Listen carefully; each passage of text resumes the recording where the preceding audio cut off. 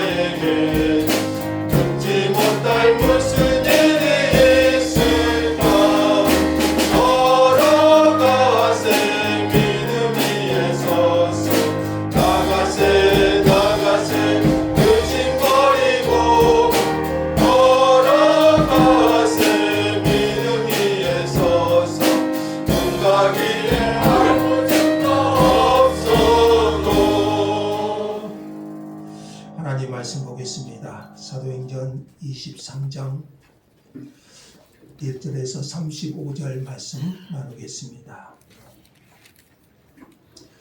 자, 30절까지 같이 한번 교독하실까요? 23장 바울이 공회를 주목하여 이르되 여러분 형제들아 오늘까지 나는 범사의 양심을 따라 하나님을 섬겼노라 하거늘 제사장 바리새인가 바울 곁에 서 있는 사람들에게 그 입을 치라 명하니 바울이 이르되 회칠한다미여 하나님이 너를 치시리로다. 네가 나를 율법대로 심판한다고 앉아서 율법을 어기고 나를 치라 하느냐 하니 곁에 선 사람들이 말하되 하나님의 제사장을 내가 욕하느냐. 바울이 이르되 형제들아 나는 그가 대제사장인 줄 알지 못하였노라. 기록하였으되 너의 백성의 관리를 비방하지 말라 하였느니라 하더라. 바울이 그중 일부는 사두개인이요 다른 일부는 바리새인 줄 알고 공회에서 외쳐 이르되 여러분 형제들아 나는 바리새인이요 또 바리새인의 아들이라. 죽은 자의 소망 곧 부활로 말미암아 내가 신문을 받노라. 그 말을 한즉 바리새인과 사두개인 사이에 다툼이 생겨 무리가 나누어지니 이는 사두개인은 부활도 없고 천사도 없고 영도 없다 하고 바리새인은 다 있다 함이라. 그게 떠들새 바리새인 편에서 몇 서기관이 일어나 다투어 이르되 우리가 이 사람을 보니 악한 것이 없도다. 혹 영이나 혹 천사나 그에게 말하였으면 어찌하겠느냐 하여 큰 분쟁이 생기니 천부장은 바울이 그들에게 찢겨질까 하여 군인을 명하여 내려가 무리 가운데서 빼앗아 가지고 영내로 들어가라 하니라. 그날 밤에 주께서 바울 곁에 서서 이르시되 담대하라. 내가 예루살렘에서 나의 일을 증언한 것 같이 로마에서도 증언하여야 하리라 하시니라. 날 새에 유대인들이 당을 지어 맹세하되 바울을 죽이기 전에는 먹지도 아니하고 마시지도 아니하겠다 하고 이같이 동맹한 자가 40여 명이더라. 대제사장들과 장로들에게 가서 말하되 우리가 바울을 죽이기 전에는 아무것도 먹지 않기로 굳게 맹세하였으니 이제 너희는 그의 사실을 더 자세히 물어보려는 척하면서 공회와 함께 천부장에게 청하여 바울을 너희에게로 데리고 내려오게 하라. 우리는 그가 가까이 오기 전에 죽이기로 준비하였노라 하더니 바울의 생들이 그들이 회복하여 있다함을 듣고 와서 영내에 들어가 바울에게 알린지라. 바울이 한 백부장을 청하여 이르되 이 청년을 천부장에게로 인도하라. 그에게 무슨 할 말이 있다 하니 천부장에게로 데리고 와서 이르되 예수 바울이 나를 불러 이 청년이 당신께 할 말이 있다 하여 데리고 가기를 청하리다. 아멘. 천부장이 그의 손을 잡고 물러가서 조용히 묻되 내게 할 말이 무엇이냐. 대답하되 유대인들이 공모하기를 그들이 바울에 대하여 더 자세한 것을 묻기 위함이라 하고 내일 그를 데리고 공회로 내려오기를 당신께 청하자 하였으니 당신은 그들의 청함을 따르지 마옵소서. 그들 중에서 바울을 죽이기 전에는 먹지도 않고 마시지도 않기로 맹세한 자 40여 명이 그를 죽이려고 숨어서 지금 다 준비하고 당신의 허락만 기다리나이다 하니 이에 천부장이 청년을 보내며 경계하되 이 일을 내게 알렸다고 아무에게도 이르지 말라 하고 백부장 둘을 불러 이르되 밤 제3시 가이사랴까지 갈 보병 200명과 기병 70명과 장병 200명을 준비하라 하고 또 바울을 태워 총독 벨릭스에게로 무사히 보내기 위하여 짐승을 준비하라 명하며 또 이 아래와 같이 편지하니 일러스되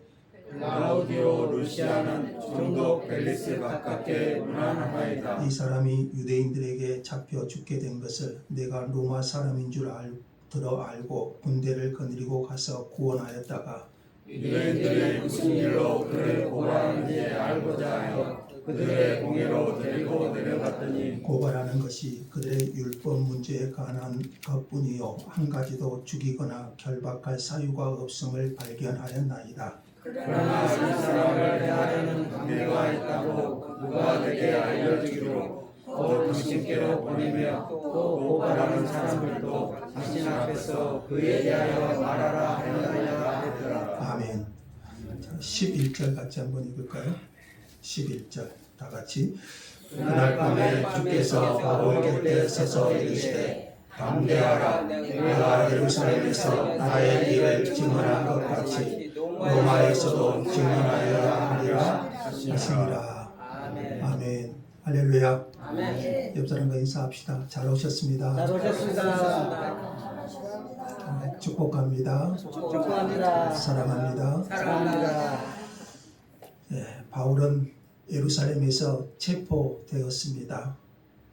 체포되어 결박된 상황에서도 자신을 폭행한 유대인들에게 예수 그리스도를 만난 이야기를 전하면서 그리스도의 복음을 전했습니다.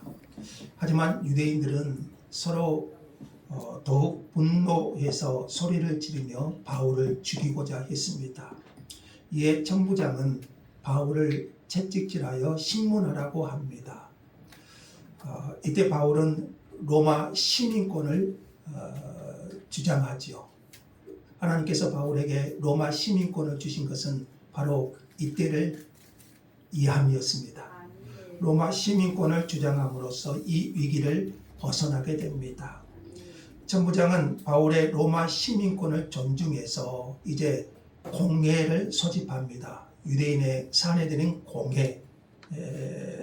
이 사내들인 공회는 로마의 식민 통치 아래에서도 제한적으로나마 유대사회의 최고 법정이자 의결 기구로서 기능을 했습니다. 그래서 이제 천부장은 이 바울을 로마 시민권이 있는 바울을 채찍질하면서 신문하는 대신 사내들인 공회, 그 공회 앞에 세우기를 원했습니다.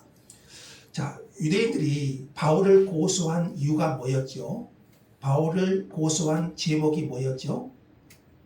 율법을 어기고 바울이 율법을 어기고 성전을 더럽히고 하나님을 거역했다고 고소했어요.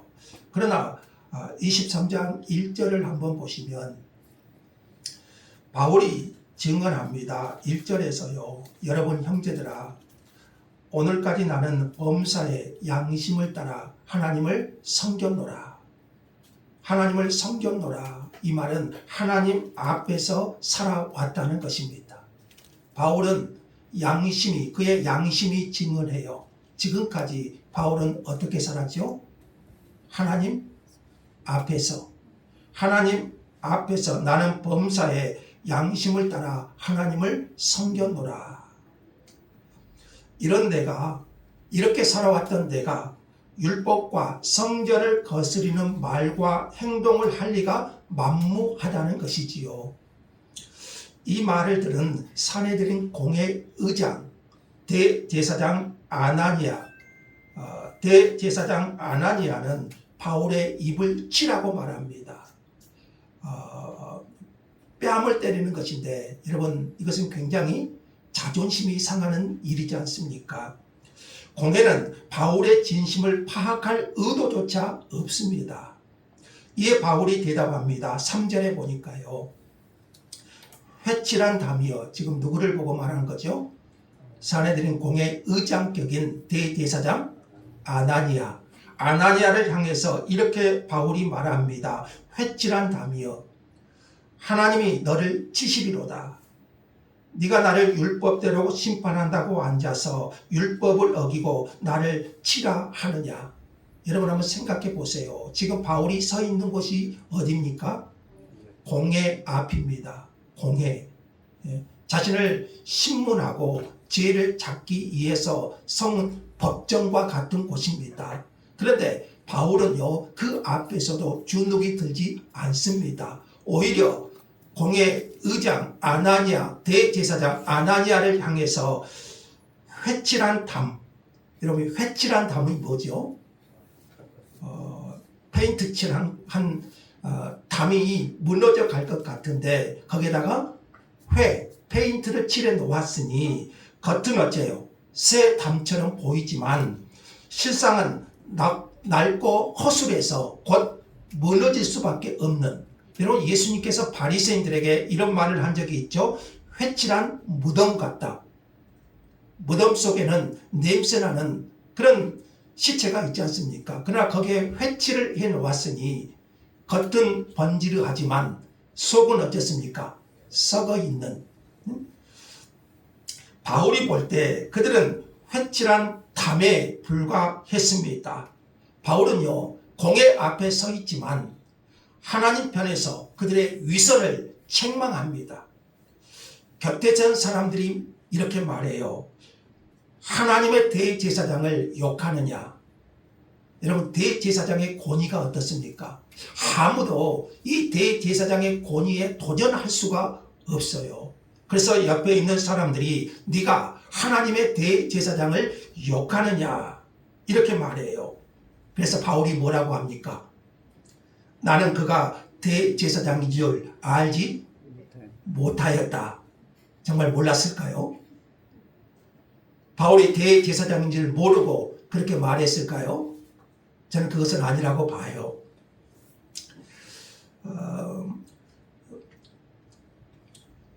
애당초 이 아나니아는 대제사장의 자격을 갖춘 인물이 아니었습니다. 기록에 의하면 그는 굉장히 탐욕스러운 인물로 기록되어 있고요. 또 권력을 위해서라면 폭행도 일삼았고 또 친로마 정책을 쓰면서요. 당시 로마 식민지 아래에 있지 않습니까? 친로마 정책을 쓰면서 유대인들의 적대적 그런 표적이 되어 있은 사람입니다. 그래서 바울은 그의 부패를 대제사장이지만 권위가 있는 종교 지도자였지만 바울은 그의 부패를 하나님의 이름으로 책망한 것입니다. 예수님도 바리새인들의 죄악을 무섭게 저주하고 책망하신 적이 있지요. 그래서 바울은 이 대제사장 아나니아를 향해서 회칠한 담, 하나님이 너를 치시겠다, 하나님이 너를 치시리로다.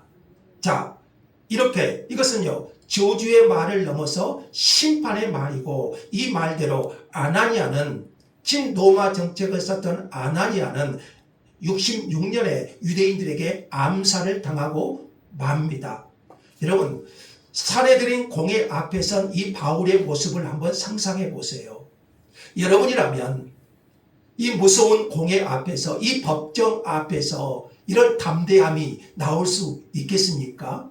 그래서 사도행전의 저자 누가는 바울이 살해드린 공의 앞에서 보여준 태도는 하나님의 사자다운, 하나님의 사람다운 그런 태도였다고 말하고 있는 것입니다.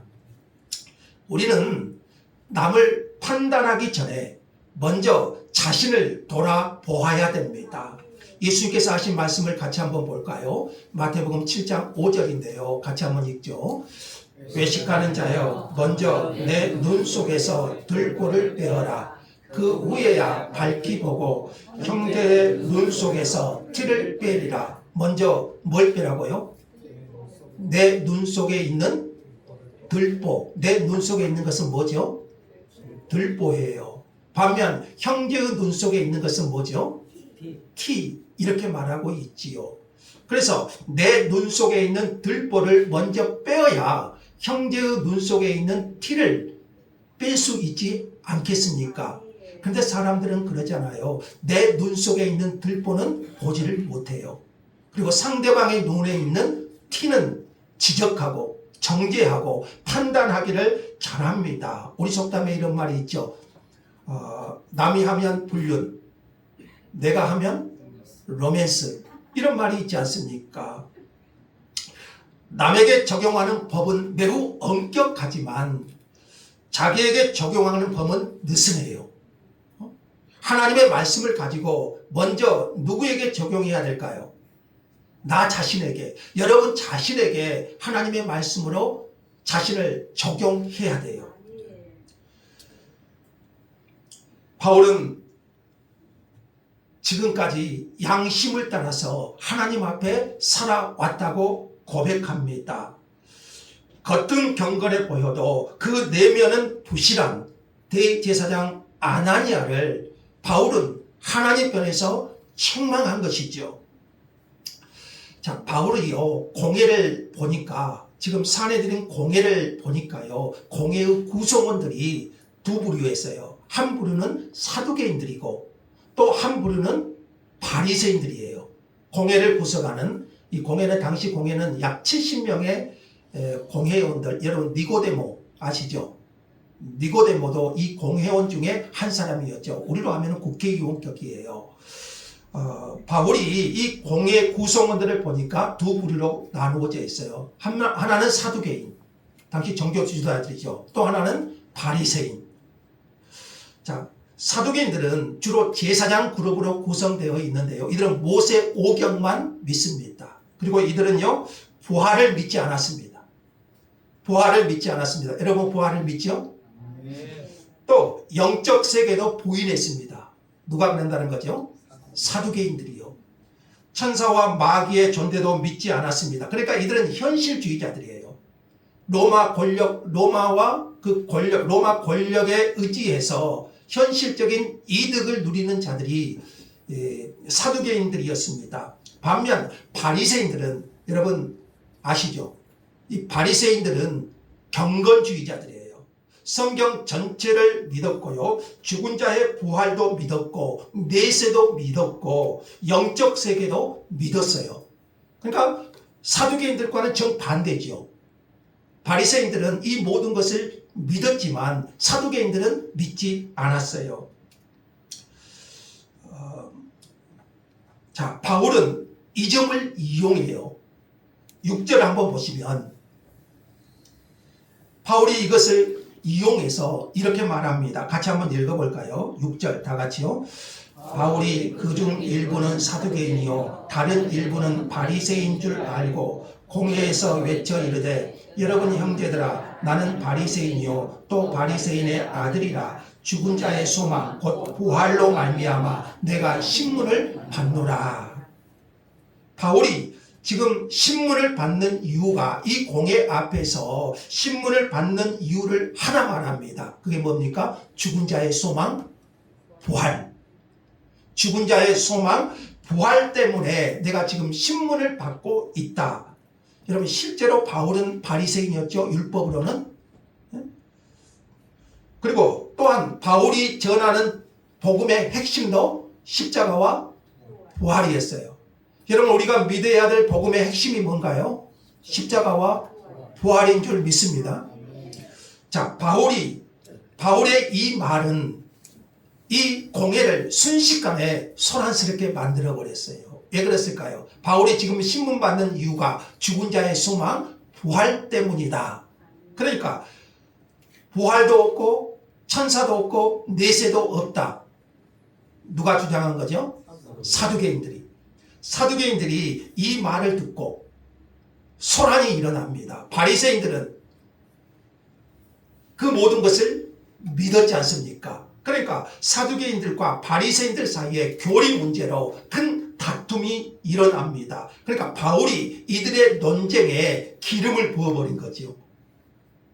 그 결과 공회원들 사이에서는요, 무슨 일이 일어난가 보세요.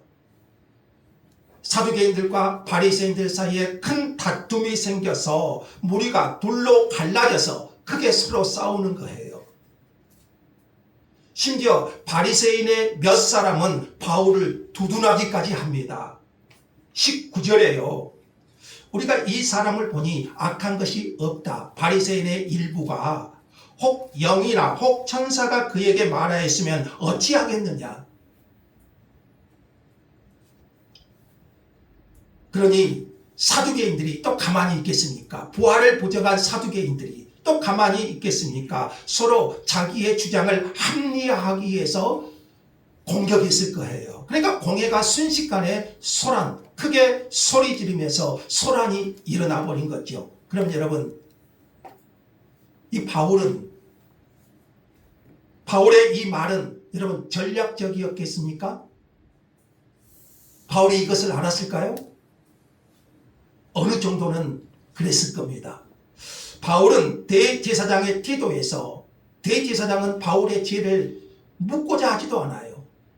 대제사장의 태도에서 공정한 재판을 기대할 수 없다고 느꼈을 것이고 그 자리를 피하기 위해서 가장 전략적인 말을 했다고 할 수가 있겠지요. 그러나 이게 다는 아닐 거예요. 그는 지혜롭게 자신이 전하는 복음의 핵심, 그게 뭐죠? 십자가와 부활. 자신이 전하는 복음의 핵심인 십자가와 부활이라는 이슈를 꺼낸 것이지요.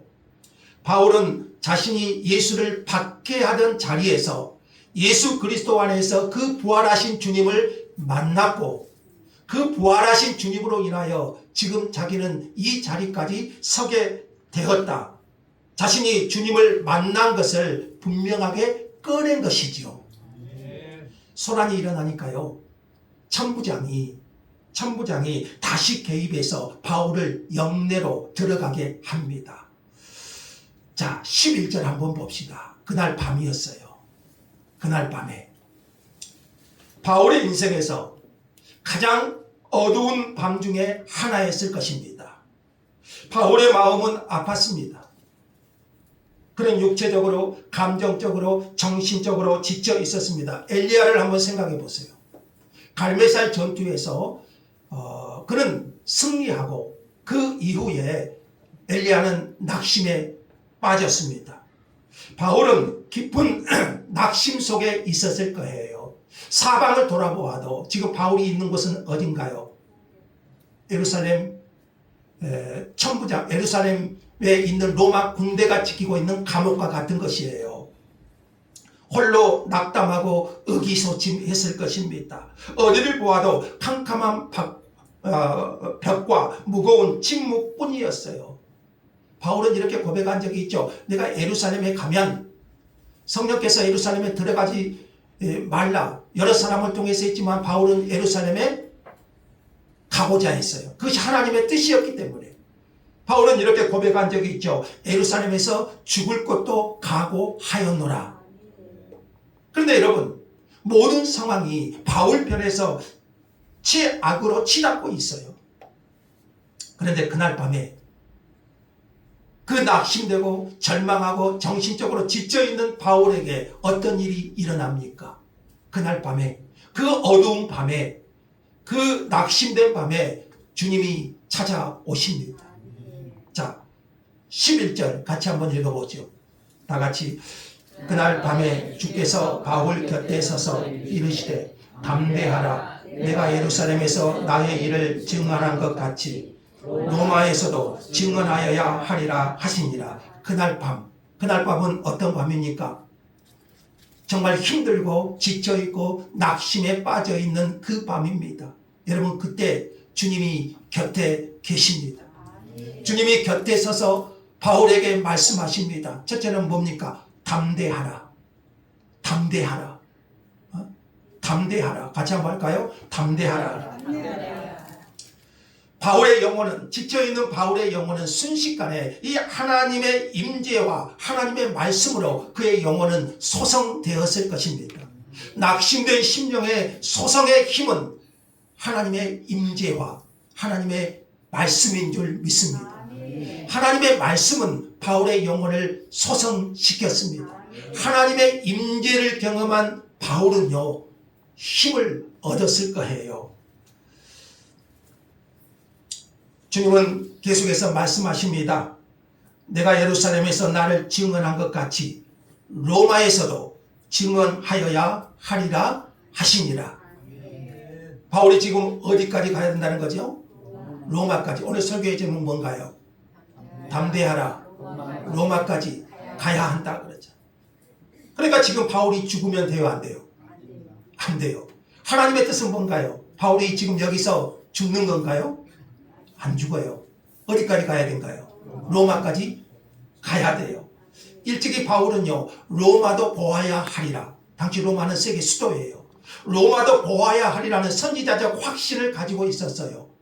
내가 복음을 가지고 로마까지 가서, 당시 세계의 수도인 로마까지 가서 하나님의 복음을 전해야겠다는 그런 비전과 확신이 있었어요. 그런데 지금 바울에게는요, 그 확신이 흔들리고 있었을지 모르겠어요. 그 밤에. 그런데 주님은 바울에게 찾아오셔서 확신을 주십니다. 로마에서도 증언하여야 하리라. 이것은 하나님의 약속이면서 사명이에요. 하나님은 바울을 로마로 보내셔서 복음을 증언하게 하실 계획을 가지고 계십니다. 바울에게 주신 하나님의 계획은요, 여기서 멈추는 것이 아니고 바울을 어디까지 보내는 것입니까? 로마까지 보내는 거예요. 따라서 바울은 지금 죽을 수가 없어요. 죽고 싶어도 죽을 수가 없어요. 바울을 죽이고자 하는 그 어떤 음모와 재판도 하나님의 계획을 막을 수 있을까요? 막을 수 없어요. 근데 여러분, 이 주님의 말씀을 보면요, 바울이 풀려날 것이라는 것은 아니에요. 풀려날 것이라고 말하지는 않습니다. 지금 바울이 오라는 것은 뭐겠어요? 이 쇠사슬에서 풀려나는 그것을 여러분 먼저 생각하겠잖아요. 근데 주님은 그렇게 말씀하시지 않아요. 그러니까 이것은요, 로마로 가는 것은 바울의 방법이 아니고 주님의 방법대로, 주님이 원하시는 계획대로 바울을 로마로 인도하시고 그곳에서 복음을 전하게 하실 거예요. 이것은 낙심 가운데 지쳐있는 바울에게 그날 밤에 예기치 않게 주어진 주님의 은혜로운 격려였습니다. 이 말씀이 바울에게 얼마나 큰 힘이 되었겠습니까? 낙심 가운데 있는 바울에게 담대하라. 너는 로마까지 가야 할 것이다. 얼마나 바울에게 확신과 힘을 주었겠습니까? 가장 나약해진 바울을 찾아오셔서 담대하라.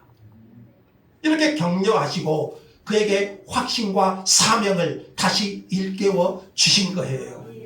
주님은 우리가 약할 때 함께 하시는 분이십니다. 우리가 약하여 두려워 떨 때 내 곁에 서서 도우시는 주님이 계십니다. 우리 복음서가 이런 거 있잖아. 약할 때 강함 되시는.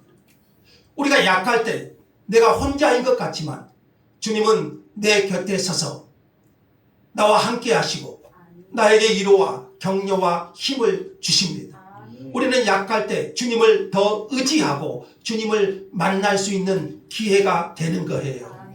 내가 약할 때 주님은 나와 함께 하셔서 나에게 힘을 주시고 나를 이끌어가고 계신다는 거예요.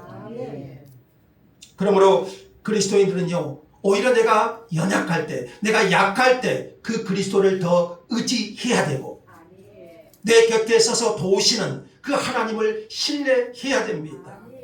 주님이 말씀하십니다. 담대하라. 다 같이요. 담대하라. 자, 같이 한번 읽죠. 두려워하지 말라. 내가 너와 함께함이라. 놀라지 말라. 나는 내 하나님이 됨이라. 내가 너를 굳세게 하리라. 참으로 너를 도와주리라. 참으로 나의 의로운 오른손으로 너를 붙들리라. 가장 연약한 순간에 주님이 바울 곁에 계셔서 그 곁에 서셔서 격려하시고 위로하시고 그 하나님을 만나는, 그래서 새 힘을 얻는 그런 시간이었어요. 여러분, 그러므로 우리의 인생의 밤과 같은 그 시간에는요, 주님을 만날 때입니다. 내 곁에 서서 나를 도우시는 주님을 볼 수 있기를 원합니다. 다시 날이 밝았어요. 그 밤에 바울은 주님을 체험했죠. 다시 날이 밝았는데요, 어떤 일이 일어납니까? 이제 12절부터 보시면 유대인들 중에 극단적인 열성파 약 40명이 작당을 해가지고 바울을 죽이기 전에는 어떻게 했다고요? 먹지도 아니하고 마시지도 않겠다. 이런 맹세를 하고요, 이것을 대제사장과 장로들에게 자신들의 맹세를 알립니다. 그리고 다시 공회를 열어서 바울을 데려오게 하면 바울이 그 자리에 오지 못하도록 매복하고 있다가 바울을 죽이겠다는 거예요. 지도서들 모르게. 열성적인 유대인 40여 명이 아주 조직적인 음모를 꾸며요. 자, 지금껏 여러분, 바울은 여러 번 죽음의 위험을 겪었어요. 그러나 지금 이 상황은요, 굉장히 조직적이에요. 바울을 죽이고자 하는 계획이 굉장히 조직적이고 규모가 있는 무서운 음모예요. 까딱하면 바울이 죽을 수 있어요. 그런데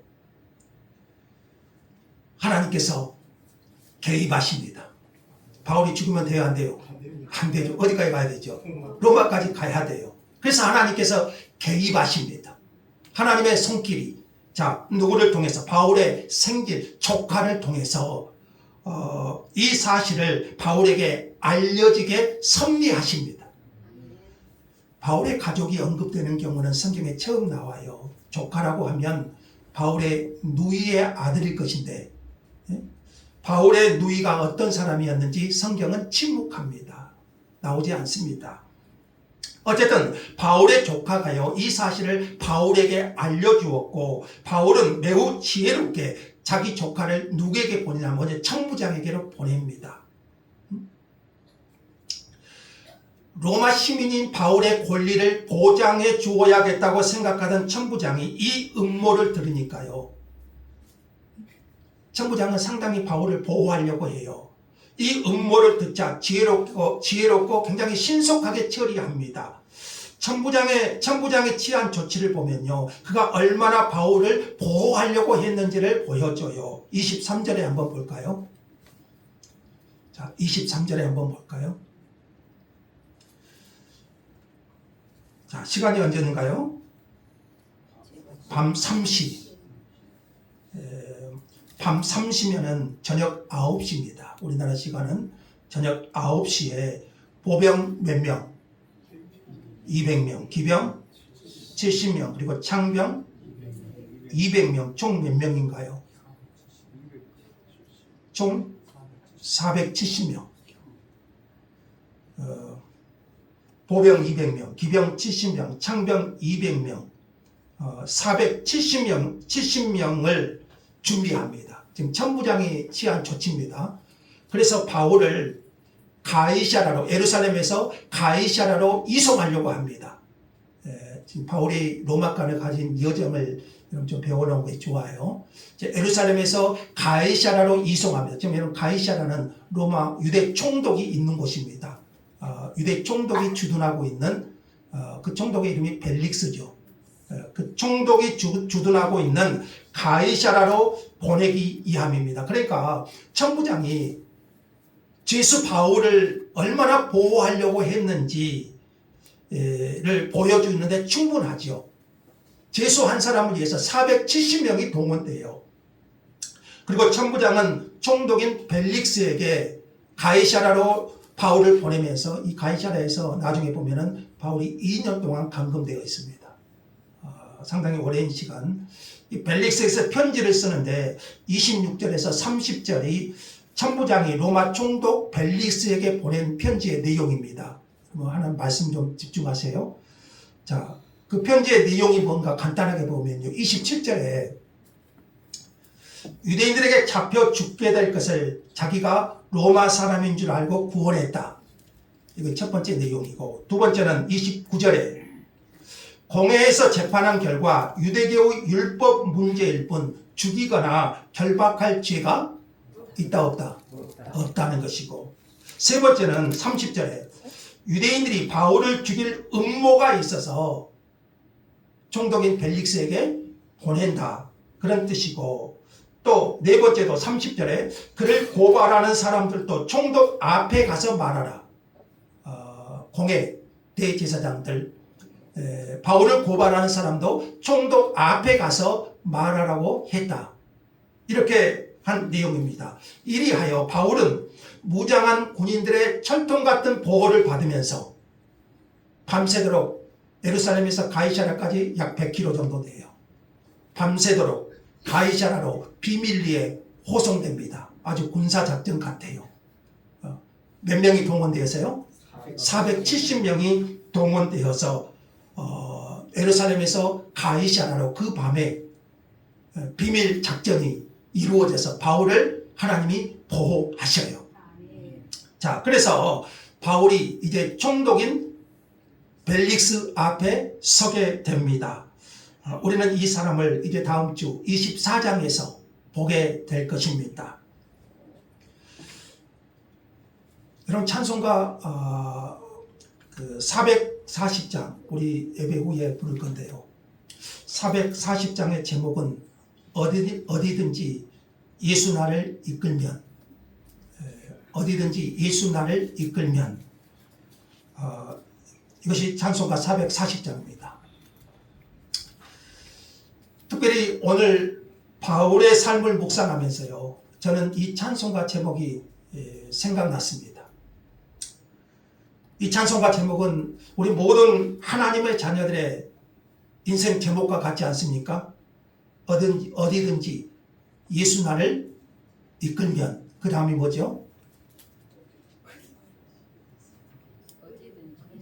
어디든지 예수 함께 가려내. 누구와 함께 간다는 거죠? 예수 함께. 어디든지 예수 나를 이끌면, 어디든지 예수 함께 가겠다. 여러분, 이것이 저와 여러분의 인생 제목 아닌가요? 바울은요, 주님 때문에, 누구 때문에?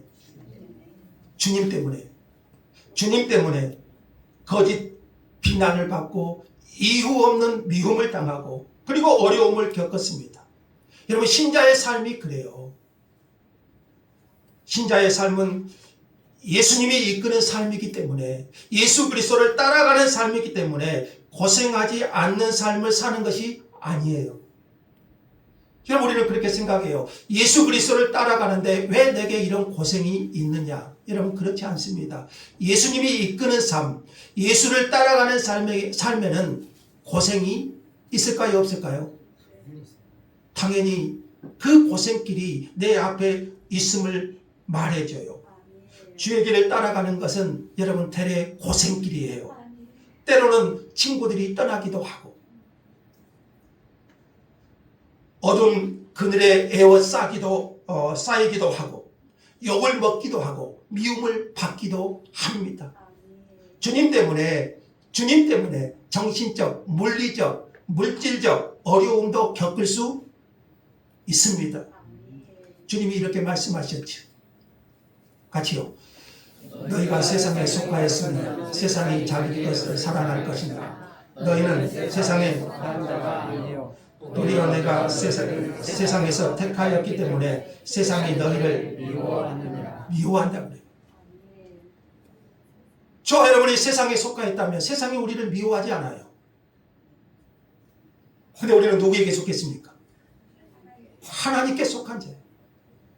저와 여러분이 세상에 속하였다면 세상이 왜 나를 미워하겠습니까?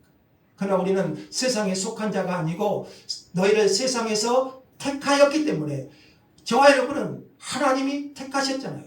세상에서. 그래서 세상이 너희를 좋아해요? 미워해요. 괜히 미워해요. 이게 그리스도인이에요. 이게 그리스도인이에요. 이게 예수를 따라가는 그리스도인의 삶이에요. 근데 여러분, 주님은 이 말씀만 주신 것이 아니에요. 이 말씀도 볼까요? 다 같이. 나로 말미암아 박해하고 거짓으로 너희를 거슬려 모든 악한 말을 할 때에는 너희에게 복이 있나니 기뻐하고 즐거워하라. 하늘에서 너희의 상이 큽니다. 주님은 이 말씀도 주셔요. 너희가 세상에서 미움을 받을 것이다. 이건 당연한 것이다. 그러나 그것으로 끝나지 않고 기뻐하고 즐거워하라. 하늘에서 너희의 상이 큼이라. 누구 때문에 받는 고난인가요? 그리스도로 말미암아, 나로 말미암아 그랬어요. 내가 잘못해서 핍박받고 고난받는 것이 아니라 주님으로 인하여 그로 말미암아 주님 때문에 그리스도 때문에 받는 희생과 고난, 그것은 하나님이 기억하신다. 하나님이 아실까요? 하나님이 기억하신다. 하늘에서 너희 상이 큼이라. 하나님이 아신다는 거지. 그런데 여러분, 예수님이 이끄는 삶에는요, 이것 이상의 은혜와 축복이 있어요. 그래서 우리가 예수를 따른 거예요. 고생이 있어도, 환난이 있어도, 핍박이 있어도, 대적이 있어도 예수님이 이끄는 삶에는요, 이것 이상의 은혜와 축복이 있어요. 오늘 본문에서요, 바울이 한밤중에 경험한 은혜입니다. 11절 다시 보시지요. 그날 밤에 주께서 바울 곁에 서서 이르시되 담대하라. 그날 밤에 주께서 바울 곁에 서서 이르시되 담대하라. 내가 예루살렘에서 나의 일을 증언한 것 같이 로마에서도 증언하여야 하리라.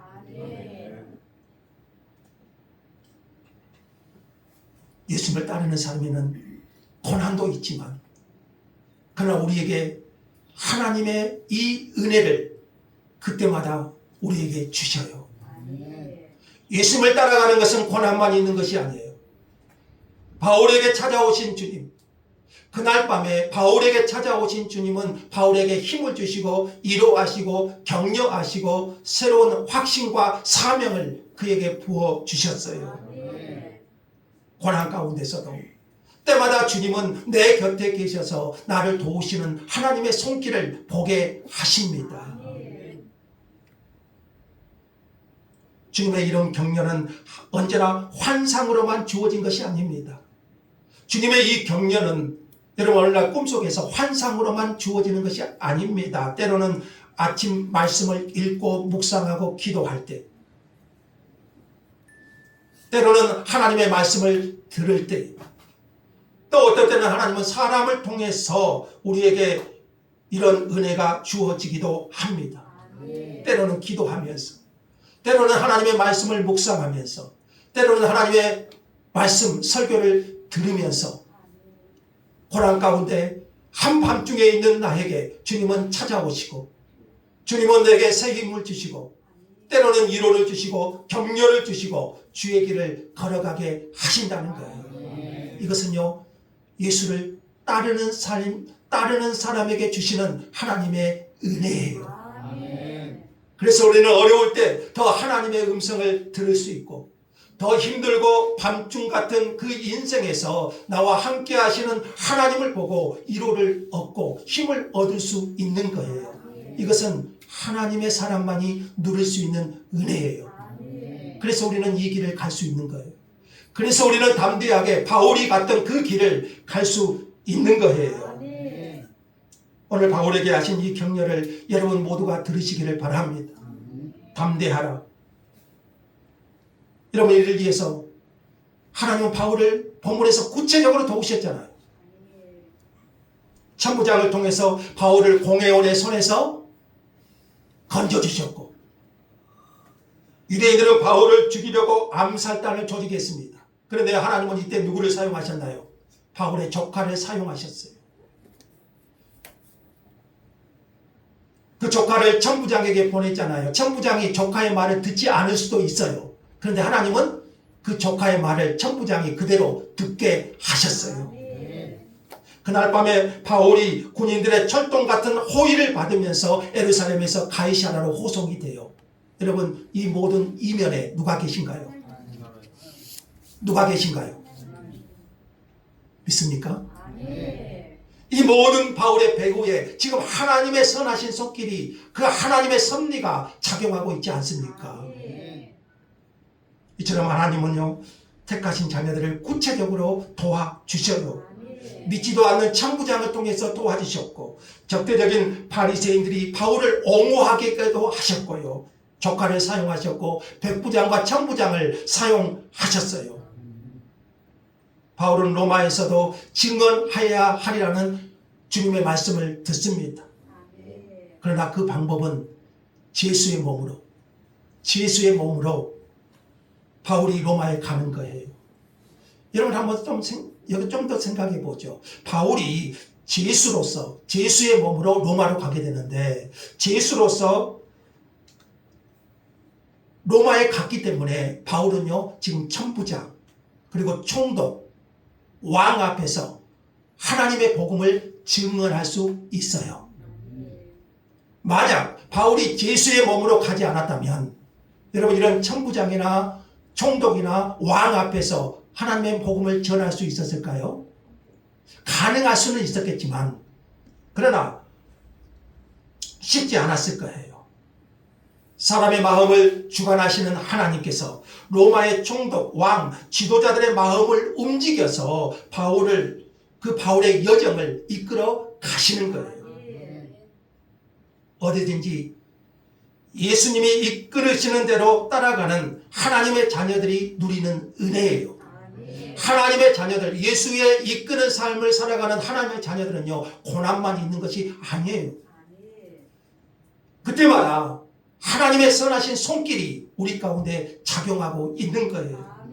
그러므로 여러분이 주님께 순종하는 삶을 살아가고 있다면, 예수를 따르는 하나님의 사람으로서 그 주님의 제자의 삶을 살아가고 있다면, 여러분 좀 더 큰 관점에서 과거와 현재를 바라볼 수 있기를 원합니다.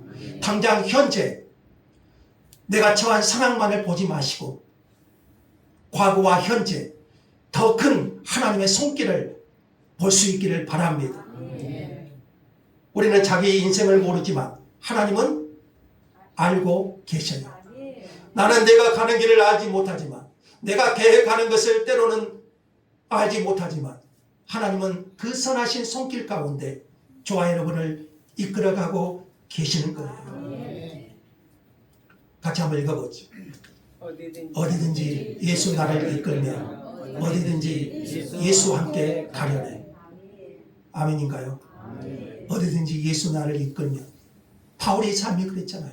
예수님이 이끄시는 대로, 내가 이끄는 대로가 아니라 예수님이 이끄는 대로의 삶. 어디든지 예수 나를 이끌면, 그럼 우리는 어떻게 해야 될까요? 어디든지. 나 혼자 간가요? 여러분 혼자 가신가요? 예수와 함께 가려네. 예수와 함께 가려네. 이 고백을 따라 주님을 따라 살아가는 인생은요 혼자가 아니에요. 주님을 따라 살아가는 저와 여러분은요 하나님과 합주를 함께하는 은혜를 누릴 것입니다. 내 곁에는 누가 계신가요? 하나님이 계셔요. 예수를 따라가는 삶은 나 혼자 가는 것이 아니라 하나님과 함께 합주하는 인생이에요. 그래서 바울은 로마서에서 이렇게 말하죠. 모든 것을 합력하여 선을 이룬다. 이 하나님께서 저와 여러분을 도우시고 신실하게 인도하실 줄 믿습니다. 감사합니다, 하나님. 오늘도